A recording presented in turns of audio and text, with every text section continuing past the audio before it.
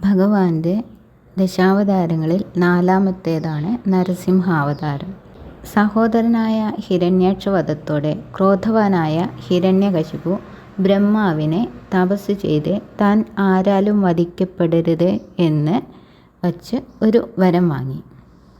തന്നെ ഒരു മനുഷ്യനോ മൃഗത്തിനോ കൊല്ലാൻ പറ്റരുത്, രാവോ പകലോ കൊല്ലരുത്, ഭൂമിയിലും പാതാളത്തിലും ആകാശത്തിലും വെച്ച് തന്നെ വധിക്കരുത്, അകത്തോ പുറത്തോ വെച്ച് വധിക്കരുത്, ആയുധം കൊണ്ട് തന്നെ വധിക്കരുത് കൂടിയാണ് വരം വാങ്ങിയത്.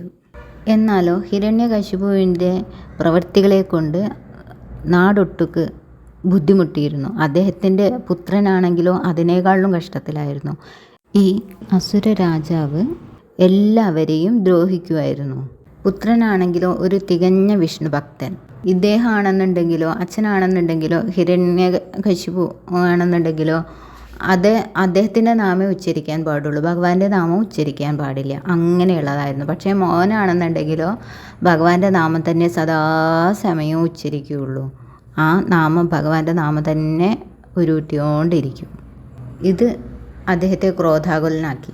പല വിധത്തിലും കൊല്ലാൻ ശ്രമിച്ചു, എങ്ങനെയും കുഞ്ഞിനെ കൊല്ലാൻ പറ്റുന്നില്ല. അവസാനം വധിക്കുക തന്നെ, താൻ തന്നെ വധിക്കുക എന്ന് വിചാരിച്ച് വാളെടുക്കുക. ഭഗവാൻ എല്ലായിടത്തും നിറഞ്ഞു നിൽക്കുന്നതാണെന്ന് കുഞ്ഞ് പറയുന്നു. അപ്പോൾ ഈ തൂണിലുണ്ടോ നിൻ്റെ ഭഗവാൻ എന്ന് ചോദിക്കുക. ആ ഉണ്ട് എന്ന് പറയും. ഭക്തവത്സലനായ ഭഗവാൻ ഇത് കേൾക്കുന്നു. അപ്പം ഭഗവാൻ ഇത് കേട്ടു. ഭഗവാൻ കുഞ്ഞിൻ്റെ വാക്ക് അസത്യമാവരുതല്ലോ. അപ്പോൾ ഭഗവാൻ ആ തൂണിൽ നിന്നും പിളർന്ന് ഹിരണ്യകശിപുവിനെ വധിക്കുകയാണ് ചെയ്യുന്നത്.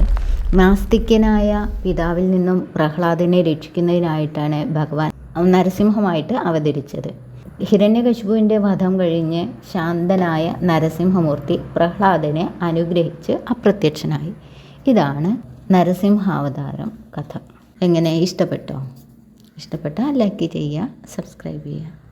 അടുത്തൊരു കഥയുമായി വീണ്ടും കാണാം.